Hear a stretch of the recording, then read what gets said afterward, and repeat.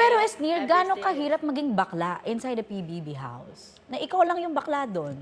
Nung pinakauna, nape-pressure po ako ina-admit ko po na sinasabihan ko po yung mga housemates ko, lalo na si Ate Klang, na Ate Klang, baka hindi na natatawa yung iba sa akin, baka ano na yung isipin nila, ganyan, na parang sobrahan na ako, ganyan. Tapos si Ate Klang po talaga yung #1 support system ko doon. Sabi niya, hindi mo naman kami kailangan i-please eh.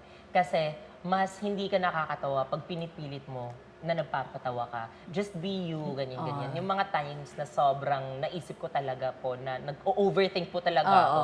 Kaya ayun po, nung nag-ano na po ako, nag-cut some slacks.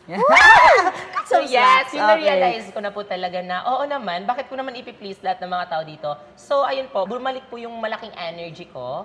At yun po yung pinatuloy ko hanggang sa dulo. Kaya po siguro nila nasabi na playing safe po ako kasi wala pa akong kumbaga, hindi po ako nagbago na from mahinhin, ganyan, gets. or like, wala pong masyadong changes in terms of personality. Walang character development. Yes, walang character development. Kasi po, kung feeling ko, kung magiging nonchalant naman ako, bakla, parang sasabihin nila, fake ako. Kasi Yes. bakit ako nagpapatawa sa una, tapos bigla-bigla akong mag-aarte-artehan, ganyan.